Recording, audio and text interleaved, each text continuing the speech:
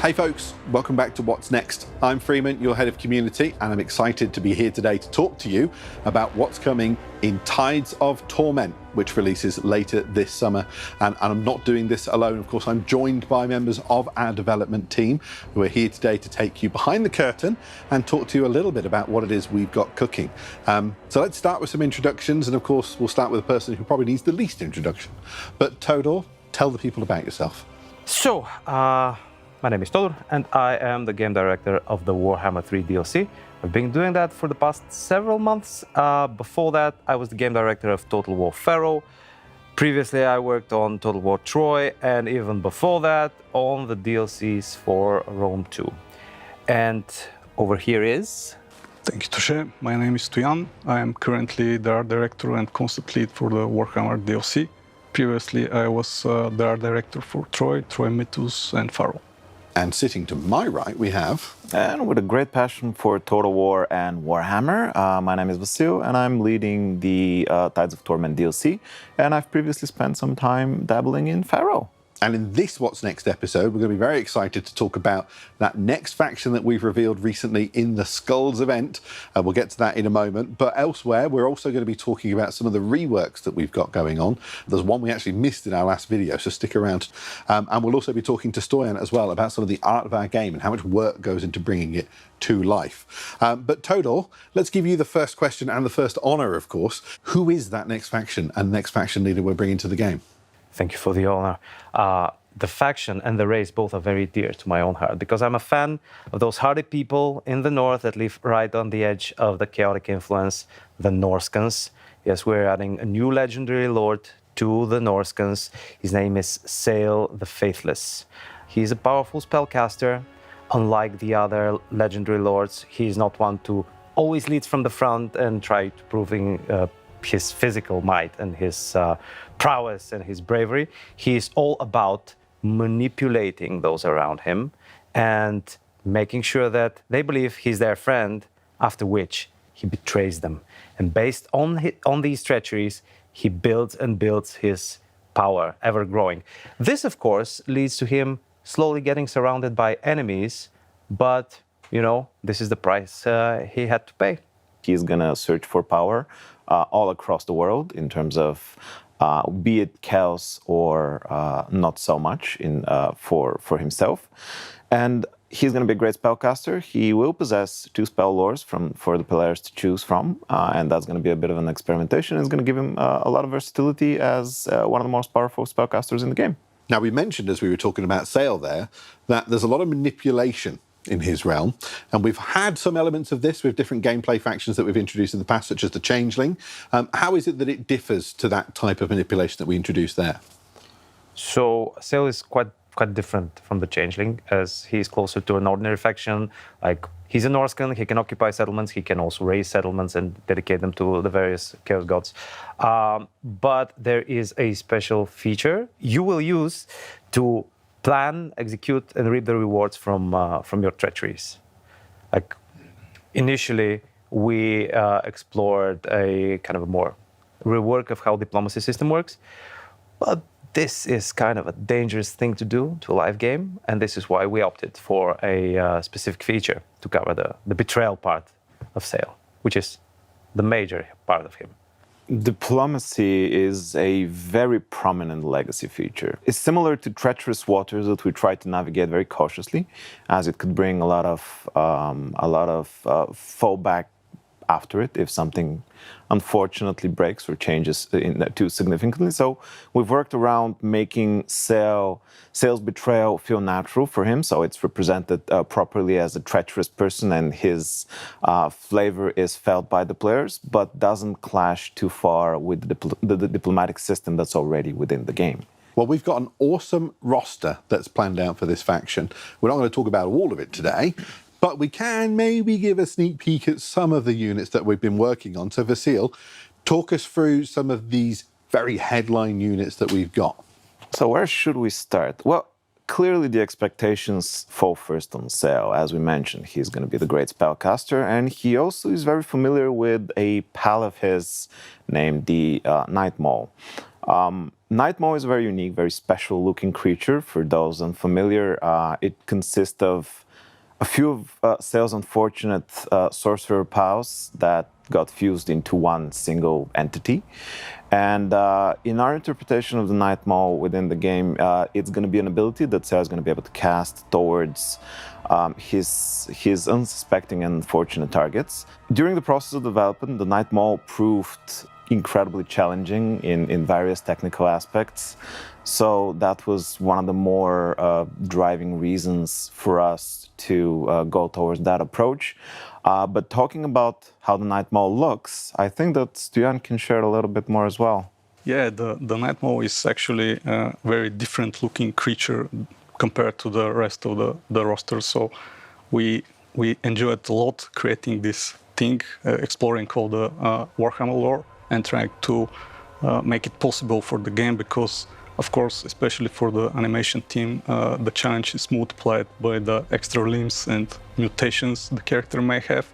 And yeah, it was very fun to make it.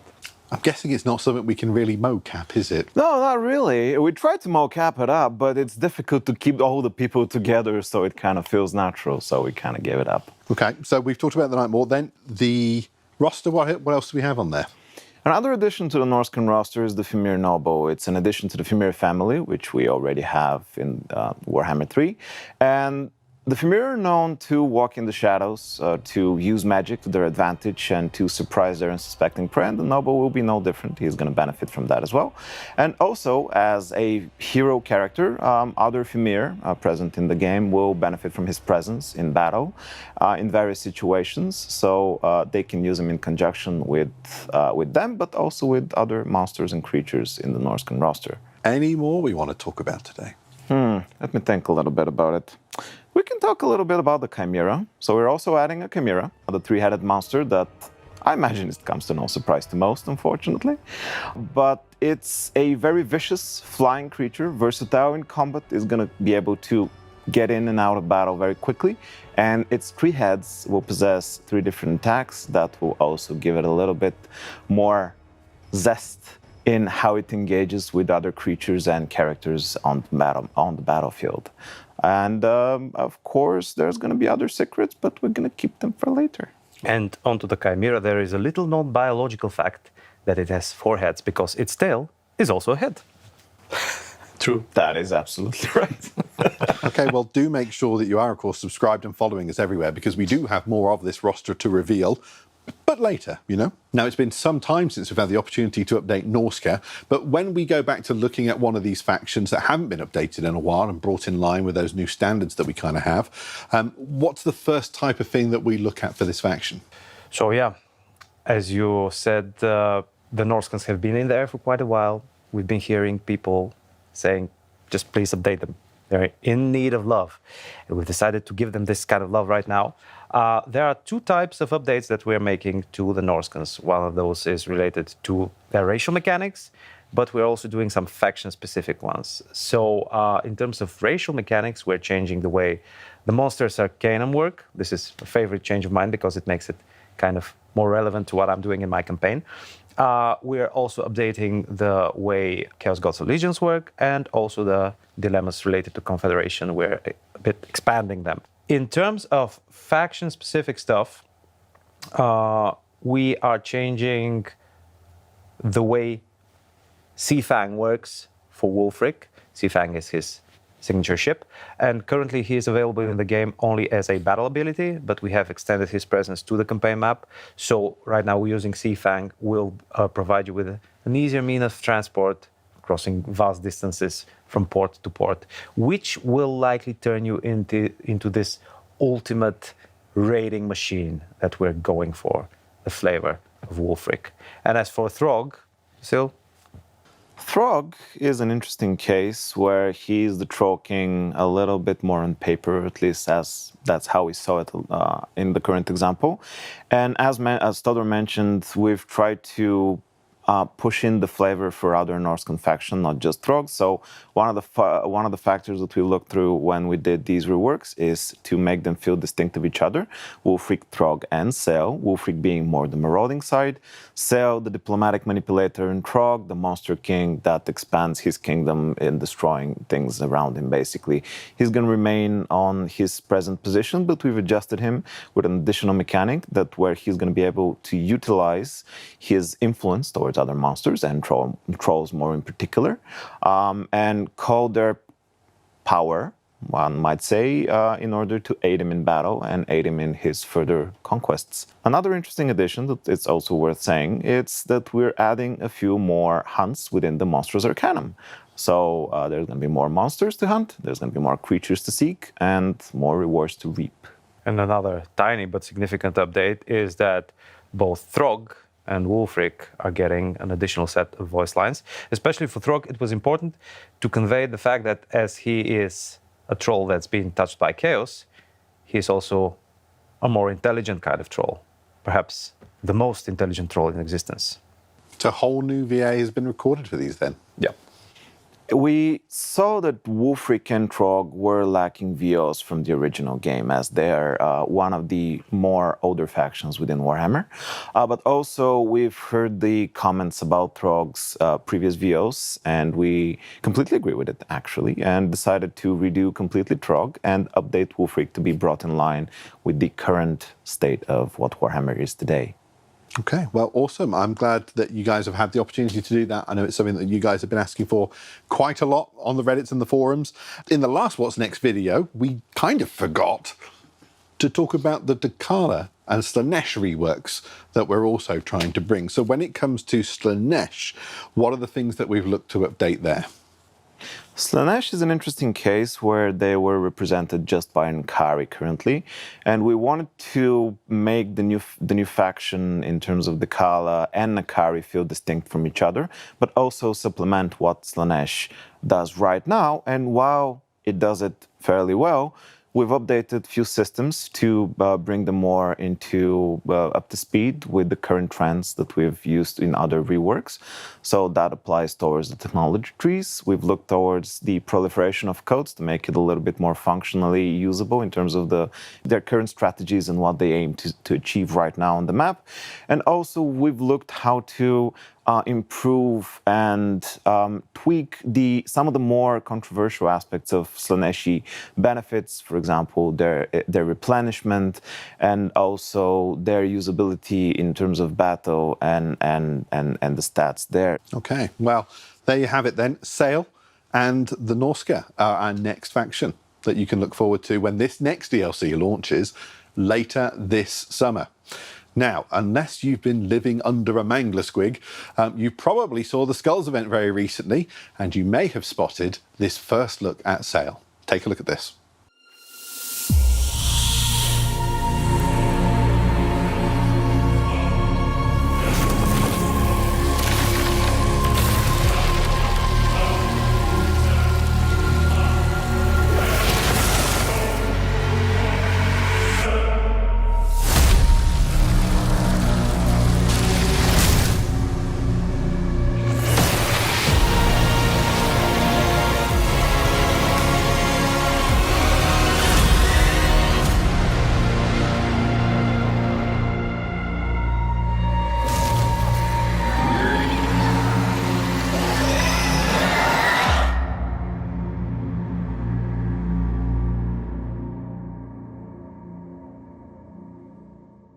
I mean, these trailers are just fantastic for us to watch.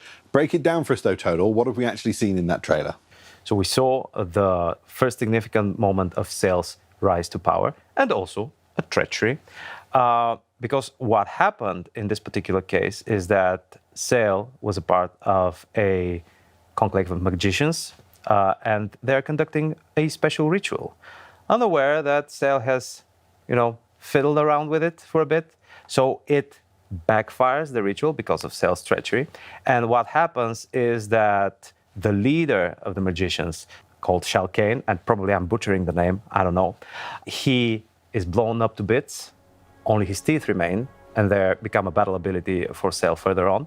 Whereas the other three spellcasters are fused into this hideous blob of moving flesh, a specific kind of spawn that is called the Nightmare. And yeah, this is something that you will see Sayl use in battles. Now, these things, I mean, there's so much work that goes into creating them.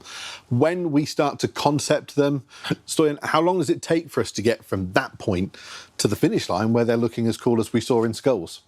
Well, it's a quite long process, and actually everything starts with the brief from the game design team. We collect all the information we need, the research for Warhammer lore, and gathering miniature references, if there is any. After we collect all the information we need, the concept team start with a rough sketch representing the main visual features of the character. After the sketch is approved, we continue with the actual concept, where we create more detailed and accurate version of the character, including multiple view angles, material guides, stuff like that. And after that, the concept is actually ready to proceed with the modeling part, where we create the geometry and texture and materials for the in-game model. After that part, the character continues his journey to the skinning, rigging, animations, and VFX. So it's a quite long process.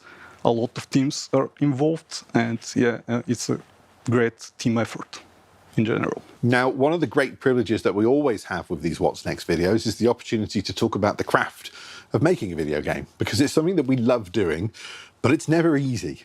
And I mean, that's always going to be true of art as well, isn't it, Stoyan? Like, what are the challenges that you bump into when you're trying to create something as immersive and diverse as the world that we have in Warhammer? Well, I think the main challenge always is to keep the fine balance between multiple requirements, one of which is to keep all the assets true to the Warhammer lore and sources, in the same time to fit the already established visual style and technical requirements for the game, to be capable of performing all the actions and abilities which are required by the game design, and in the same time looks cool. So yeah, all these things are kind of difficult to balance in some cases with some characters. And already this DLC that we're creating now, it's taking shape, and it's stuff that we are really enjoying having a look at and playing with already. But when you guys are playing the builds that you have today, what are the things that are really making you smile and say, I can't wait for players to actually get hands-on with this? Well, from my perspective, one of the things that really inspires me is the fact that I, as a Total War player, am one of the first to experience the entire thing of playing a campaign with Sayl and seeing how his features have come together so that a particular type of experience can be achieved, and also then providing input on that experience. But if we're talking specifically about art, I love the battle animations of units. So what I do on most of my battles in the very beginning, before I've hit the start battle button, I just arrange my units and I do a pass over with the camera right by them to see how they roar or, you know, sharpen their weapons or whatever. This is something that I love, not only for Warhammer, but for any Total War game that I've played. It's actually one of my favorite aspects as well, to see something brought to life from a sketch that we've all worked to bring into existence, and then with the progression of how it appears without maybe the textures or maybe without animations, and then the animations appear. And because for us in game design, we're focused over multiple aspects of the project itself, we're not always keeping in touch with the latest development, and it's occasionally brings a smile for me too when I'm doing testing of a feature or something else, to see a new animation added and it's something incredible, something great. I was like, oh, that's pretty cool. And that's one of my favorite processes of this job actually as a whole. There is literally a kind of magic in there, because for some of the units, what you know in the beginning is just the brief paragraph of text, and then months later you see the unit in the game, and you say, "Oh my God, it's alive! It's this is what it is." It looks awesome. Yeah, It's always a great feeling at the end. And we're obviously so blessed as well because there is so much creativity in our community and from our players. When we see art come from them, whether it's their own creations, whether it's mods, whether it's just tiny tweaks on what we've got, like what is it that you see in our audience that inspires you, Stoyan? Yeah, for me as an artist, it's always inspiring and interesting to see other artist representation of Warhammer units and characters, especially ones which don't have actual models, references. So in such cases, without such specific reference, it's very important for the artist to have great imagination and deep lore knowledge to be able to create this character in the best possible way. So I think that especially for the concept design, the imagination is very valuable trait, and I suggest to all aspiring artists to try to always create something new and different, not always everything else which is already there. Now, we have 6.2 on the horizon. There's going to be things that we still want to do before we get to update 7.0. But Todor, what are those things? So, as you mentioned, 6.2 right around the corner somewhere. In 6.2, we will be updating ancillaries in general in the game. Their effects, their trigger conditions, we'll likely be adding some new ones. We will be trying to find the balance between making those ancillaries that are perceived as, not as useful, making them more powerful, more prominent, but still retain the ones that are fan favorites, their unique status. This update to the ancillaries, we have been thinking about it for quite a while, and we've decided that now is the proper time to release it. And earlier in the year, we released 6.1, which brought about a significant update to Kislevite factions, to the gameplay of Kairos with a few additional units for Cathay. And we're really happy with it because this was our way to address player feedback related back to the release of Shadows of Change, because these were the factions from the Shadows of Change. One thing that we did find out is that it took a significant effort to plan it, design it, develop it, test it, and then release it. So the next patches will be focused on some specific bits in the game. Of course, the ancillary system is something that is quite far-reaching, but it is one of the features. And these are our plans in general for the future patches to focus on specific aspects of the game itself. One thing that we are doing in addition to the patches and the hotfixes, which are still recurring, is the Proving Grounds. The Proving Grounds are this special kind of an arena where you can play a version of the game with some fixes and some changes in there, and you can give us your feedback. And this is the proper moment to thank our community for providing us with feedback on the campaign AI changes that we have done so far. Our main goal was to make the campaign AI more active, more challenging, so that you kind of meet some resistance in the later stages of your campaign. This makes it more engaging, more interesting. And it was really amazing to go through the feedback of the people playing actual playthroughs and telling us how things happened with them, telling their story. This is one of the challenges that we're facing, because a total war game, if you have to experience its entire campaign in actual environment, it takes a lot of time to complete. We don't have enough people over here to do sufficient amount of playthroughs for the Immortal Empires, where you can have, and you already have, more than 100 playable factions. Of course, the dev people are playing it, and our QA team, God bless the QA team, are playing the game too, and we're taking their feedback into account. But the Proving Grounds are a really priceless source of feedback. So please join them. Please give us your feedback. We'll take it into account. And we plan to do some more in this year, again, related to various aspects of the game, where such changes which will benefit the most from a lot of people playing them. Okay, well, that's probably just about all the time that we've got for this particular What's Next video. Of course, our thanks to Todor, to Stoyanov, and to Vasil for joining me today to talk through all of these changes. But there you have it. Sayl is our next legendary lord leading the forces of Norsca. And of course, he's joining Dakala, who's marshalling the forces of Slaanesh. There's still one more legendary lord for us to reveal, which we'll be doing in the next What's Next video, which we should have for you next month. In the meantime, do make sure you drop down to the comments below. Let us know what you think. What have you enjoyed hearing about today from the team? What's got you super excited for what's coming next in Warhammer 3? For now, we will say our goodbyes, but do make sure you head over to totalwar.com. You'll find all of our socials linked from there. And of course, make sure you like this video and subscribe, because we'll have plenty more to show you on this DLC in the near future. For now, we'll say our goodbyes. Thanks very much for watching, and we'll see you in the next one. Bye, folks.